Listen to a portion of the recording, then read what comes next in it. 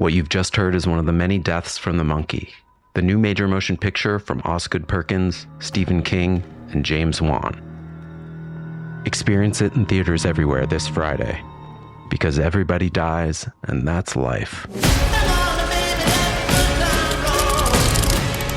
Let's have some fun. At T-Mobile, our critical mission is providing unparalleled 5G coverage for when connectivity is mission critical. Introducing T-Priority, America's best 5G network experience for first responders, even in times of congestion. More capacity, faster speeds, better coverage. T-Priority from T-Mobile, built for tomorrow's emergencies, ready today. Discover more at t-priority.com. For qualifying organizations on eligible rate plans, coverage not available in some areas and may be impacted by emergencies. Hey everyone, and welcome back to Big Mad True Crime, where we get big mad over true crime. I'm your host, Heather Ashley, and today's case is out of Kansas City, Kansas. Small talk sucks, so let's dive in.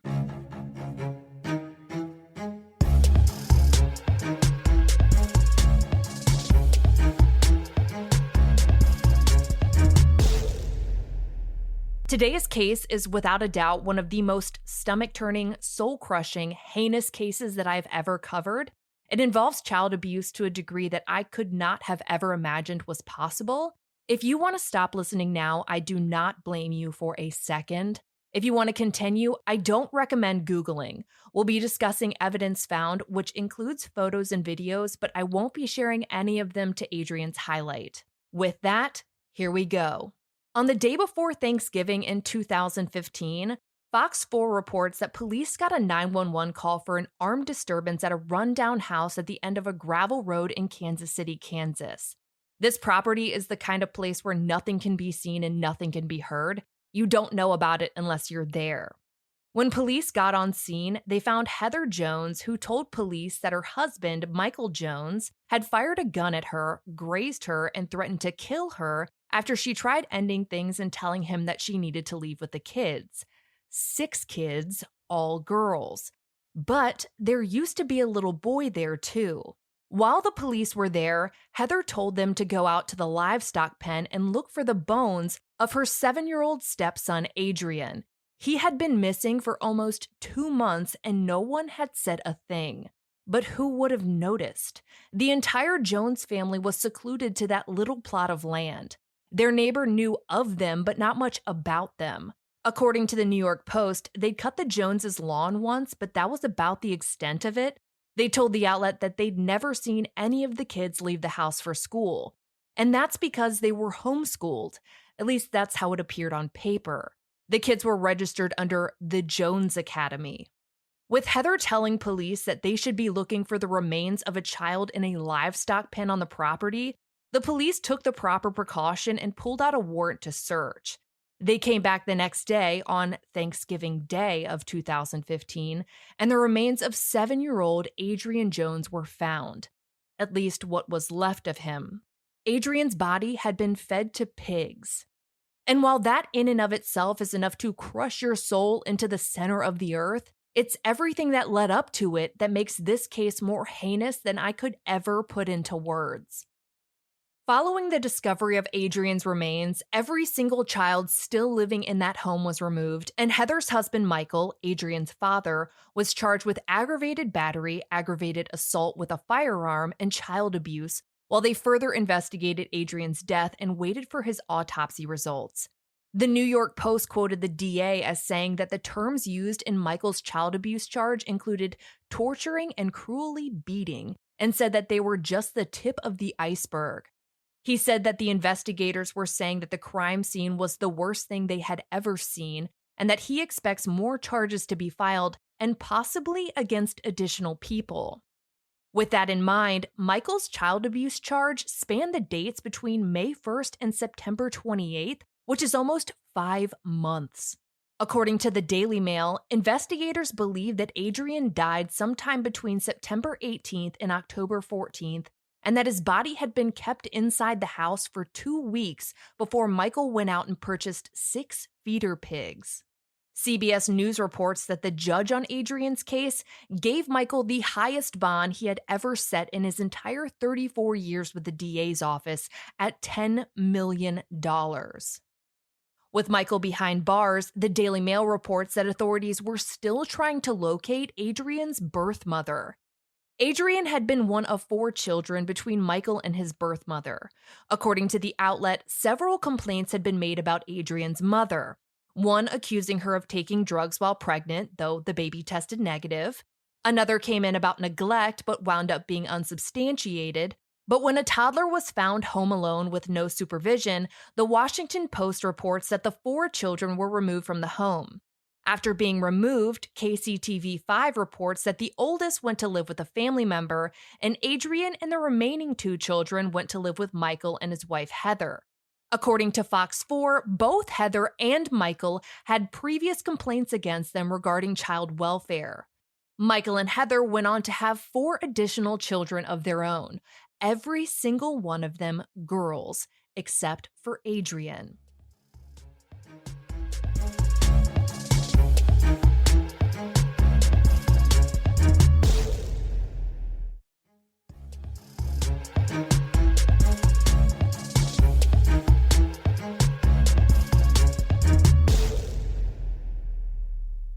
For a week or so after Michael's arrest, things were pretty silent. News had hit hard that a child had been fed to pigs, but then there was really nothing until the Daily Mail spoke to Heather's estranged father.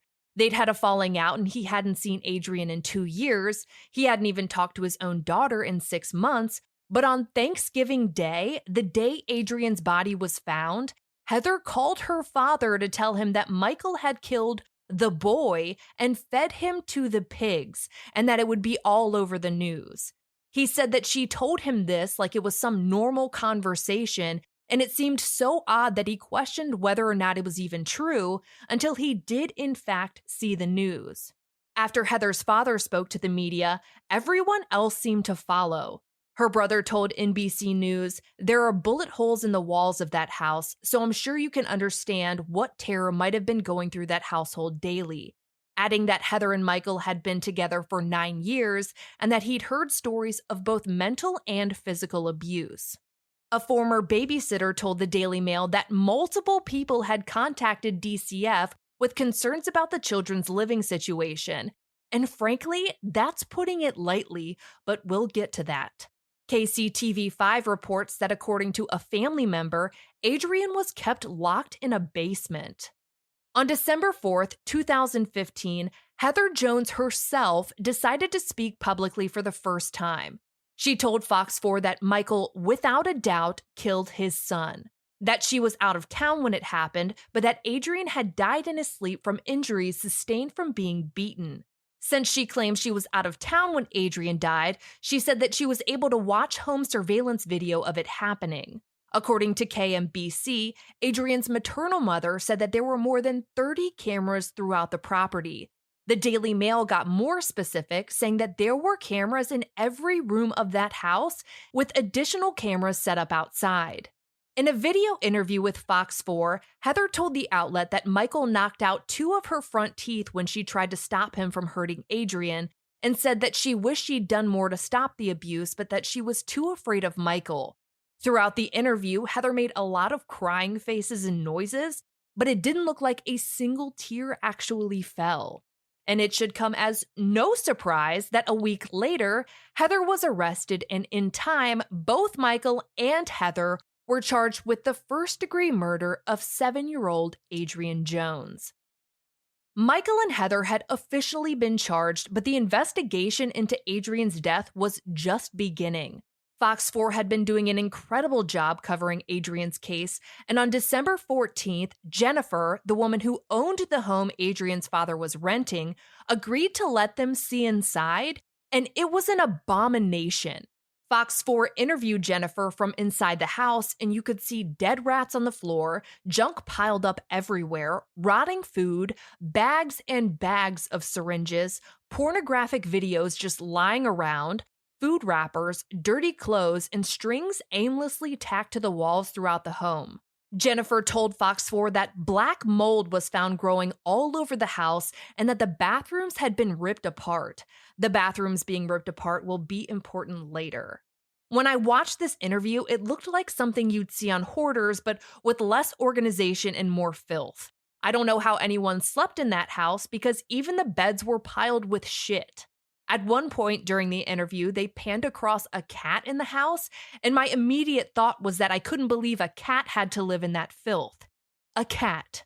That home wasn't suitable for a cat, let alone 7 children. The picture frames of Heather and Michael looking happy and in love just seemed offensive, and frankly, the Michael and Heather pictured in their mugshots are a shadow of the people who are photographed in those frames.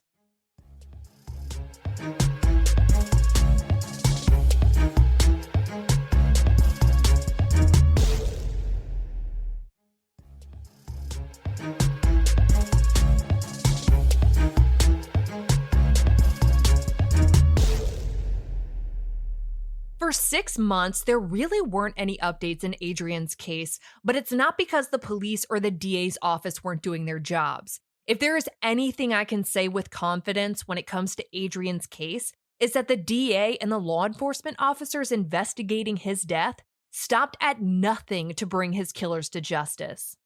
In July of 2016, the Daily Mail reported that there were not only photos, but videos that had documented 8 months of abuse against Adrian. They'd been found by Jennifer, Heather and Michael's landlord, when Heather gave Jennifer the login information for her computer, asking for pictures of the kids. When Jennifer logged in, Heather's iCloud account popped up, and the Washington Post reports that she found a horrifying stream of photos and videos labeled "The Boy." The Daily Mail posted some of the photos and videos, and I don't recommend viewing them. For the purpose of this episode, I did, and I wish I could unsee them. I know when it comes to true crime or even telling someone not to Google something, our first reaction is to Google it. But as a legitimate warning, I do not recommend it. Hearing about something and seeing it are very different things. That being said, the following video and photographic evidence was found and reported on by the Daily Mail, KMBC, Fox 4, and the Washington Post. The photos include Adrian being forced to stand in green pool water up to his neck. And based on the color of the leaves in the pool, it was likely fall, which would have made the water temperature in that pool unbearable. There was another photo of Adrian strapped to an inversion table with his feet locked in and what looks like bandages wrapped around the table and his eyes and forehead, making it nearly impossible for him to move. To add to that, Jennifer found a message that Heather had sent to someone that said, "Just strap the boy to my inversion table with handcuffs and ace bandages and put him downstairs. The hubby wants some ass and I ain't had none in over a week. Love y'all, nighty-night." She also found ads that Heather had saved for straitjackets and blanket wraps for transporting human bodies. There were also photos of Adrian's ankles that were swollen 2 to 3 times their normal size due to the amount of time his feet were strapped into that inversion table. And there were also photos of his elbow, which were just as swollen. There was another photo of Adrian standing in a shower stall with a gash near his eye that was bleeding down his face, and it clearly needed stitches. Adrian's lips were swollen, and his little body was so emaciated that his collarbone, ribs, and sternum were visible through his skin. Adrian spent the last 8 months of his life in that shower stall with no blankets and no pillow. The Kansas City Star reported that he was allowed out for a brief period every day before being returned back. Jennifer, the homeowner, mentioned earlier that the bathrooms had been torn apart, and she was right. Adrian had been strapped to a chair in the shower stall, which the Kansas City Star reports had been boarded up with plywood so he couldn't escape. In one of the photos from the Daily Mail, you can see cuts and bruises on Adrian's mouth after he attempted to chew through it.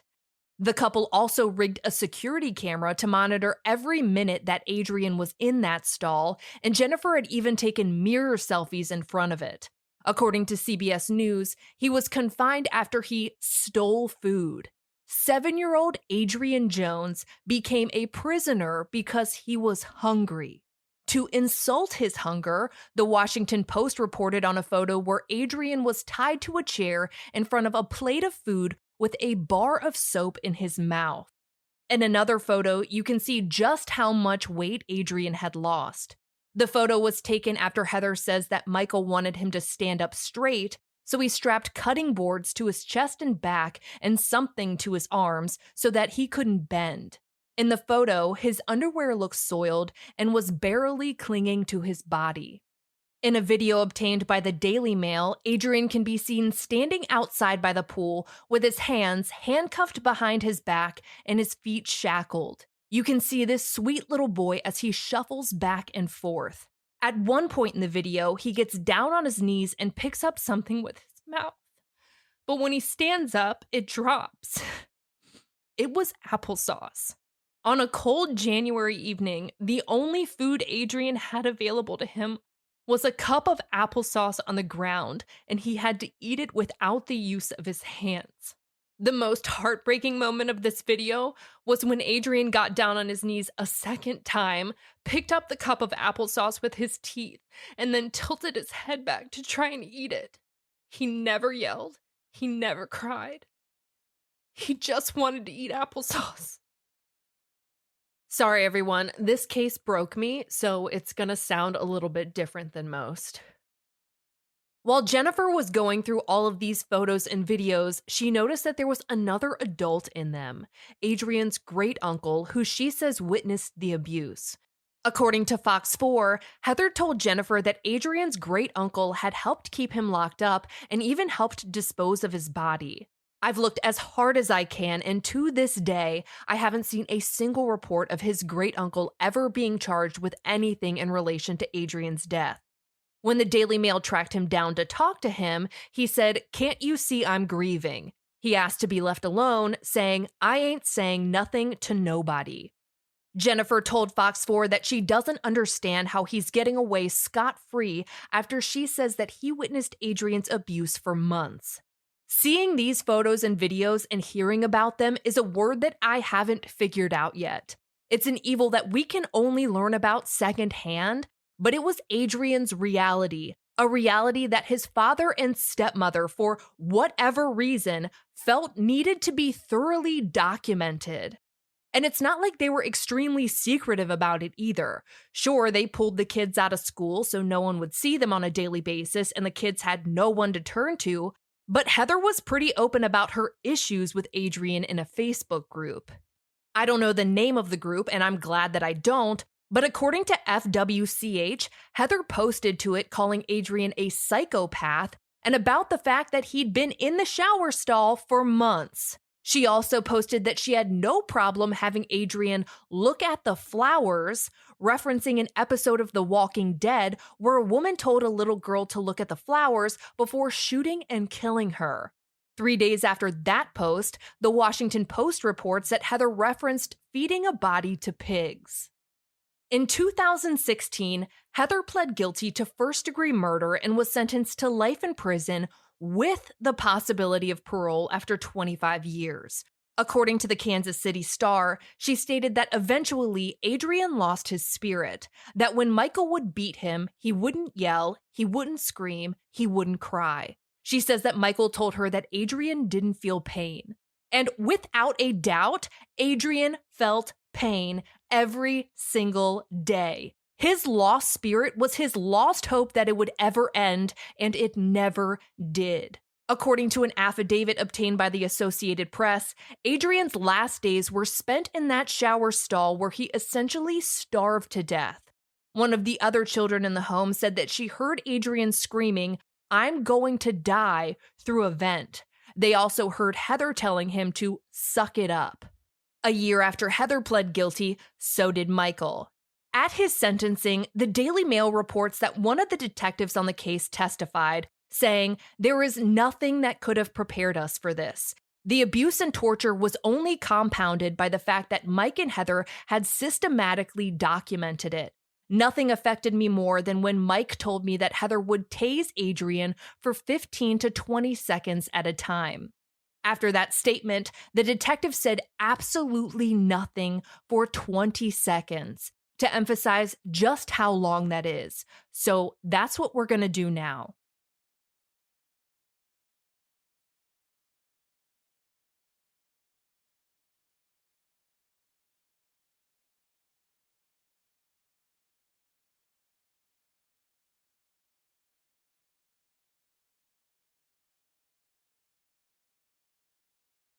According to the Washington Post, the detective went on to say, imagine the screams of a 7-year-old boy. 20 seconds is a very long time when you're in agony. The detective went on to ask the court if they knew the names Ted Bundy, John Wayne Gacy, and Jeffrey Dahmer, which of course everyone did. But then the detective asked if they remembered the names of any of their victims, and each one of them said no. At the end of the detective's statement, he said, I hope that in 25 years, when Michael Jones is eligible for parole, people remember Adrian Jones. He was 7 years old. He was tortured, shackled, and beaten to death. And when his killers could no longer stand the stench of his body, he was fed to pigs. In the end, Michael was sentenced to life in prison, but just like Heather, has the possibility of parole after 25 years.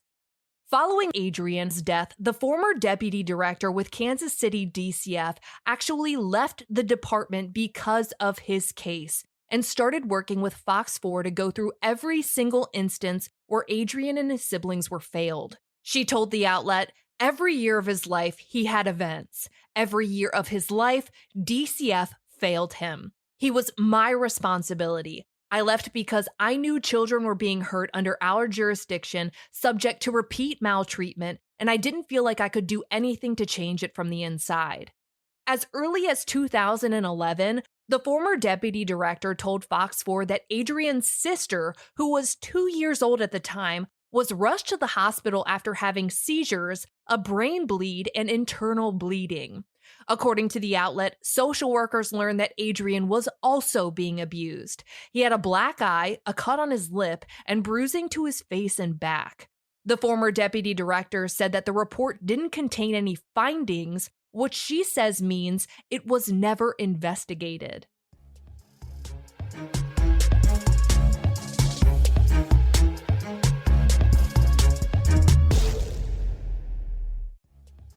Ladies and gentlemen, we are now boarding Group A. Please have your boarding passes ready to scan. If your phone is cracked, old, or was chewed up by your Chihuahua travel companion, please refrain from holding up the line. Instead, go to Verizon and trade in any phone in any condition from one of their top brands for the new Samsung Galaxy S25 Plus with Galaxy AI and a watch and tab on any plan. Only on Verizon. With new line on my plan. Service plan required for watch and tab. Additional terms apply. See Verizon.com for details.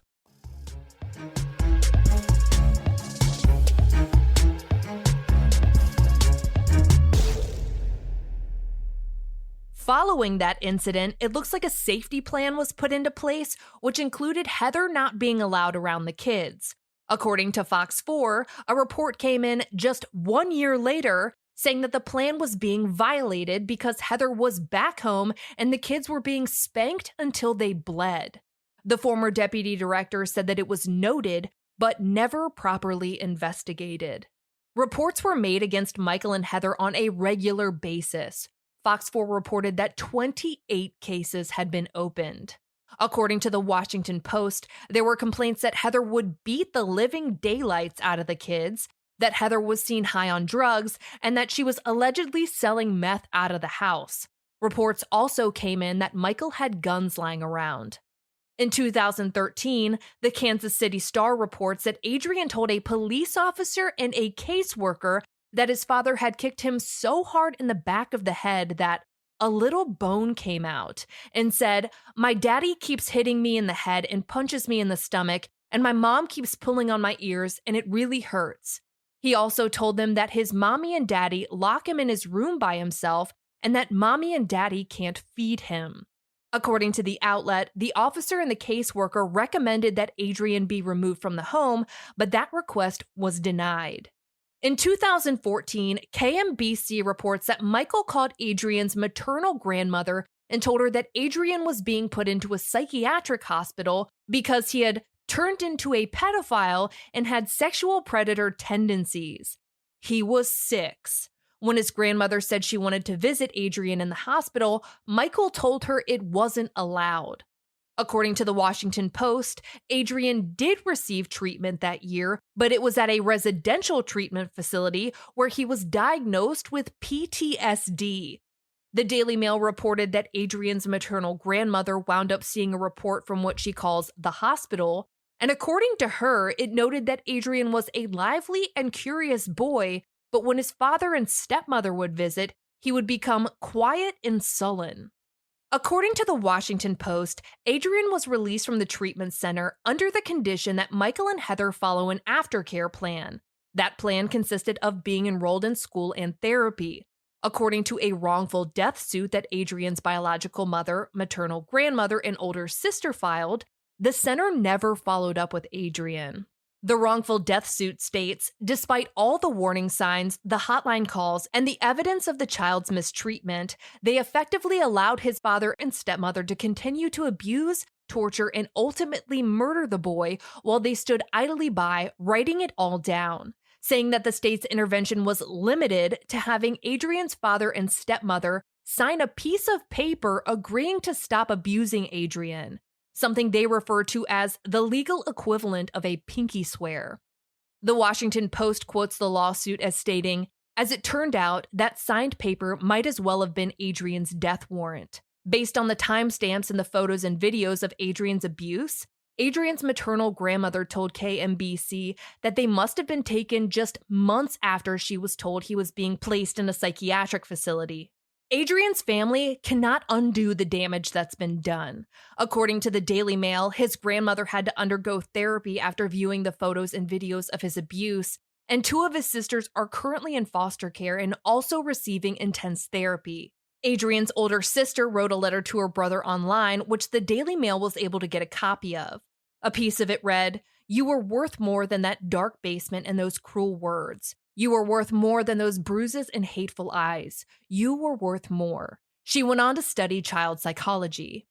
It took years, but in May of 2021, something finally changed. Adrian's Law was passed in Kansas, which Fox 4 states will require law enforcement in Kansas's Child Welfare Department to visually observe a child when they're investigating allegations of abuse or neglect. It also placed a joint legislative committee of 13 people to oversee the Kansas child welfare system. Imagine if someone had just physically gone to that hellhole of a house, seen that plywood shower prison, looked at Adrian's swollen ankles and elbows, seen the gash on his face and his emaciated little body. Certainly, someone would have saved him. But this law begs the question, why isn't that already a thing? How in the earth's fucking crust is anyone allowed to close out an abuse allegation without physically laying eyes on the alleged victim? What do you just infer through conversation, telepathy, and good faith that someone isn't in immediate danger? Because Adrian was in immediate danger over and over and over. Covering cases like this is never easy. It's not easy to research, it's not easy to tell, and I know that it's not easy to listen to, but something has to change, and nothing can change if no one knows what's going on. As the detective stated earlier, I hope that in 25 years, when Michael Jones is eligible for parole, people remember Adrian Jones. For photos pertaining to this case, check out Adrian's highlight at the top of my Instagram profile at @TheHeatherAshley, and join me there tonight at 8 p.m. Eastern, where you go live with me and we talk about today's episode and all other true crime cases on your mind. As a note, for the reasons mentioned earlier in this episode, there will be very few photos in Adrian's highlight. If you like your podcast ad-free, head over to our Patreon at patreon.com/BigMadTrueCrime, where for just $1 whole a month, your episodes are totally ad-free. If you need more episodes in your life, for just $5 a month, you get a bonus episode on the first Monday of every month. All your episodes are ad-free, and you'll also receive a forever discount code for all Big Mad True Crime merch. And of course, anytime you sign up, you get instant access to all previous bonus episodes. I'll be bringing you a brand new case a week from today, and I cannot wait. But until then, we out.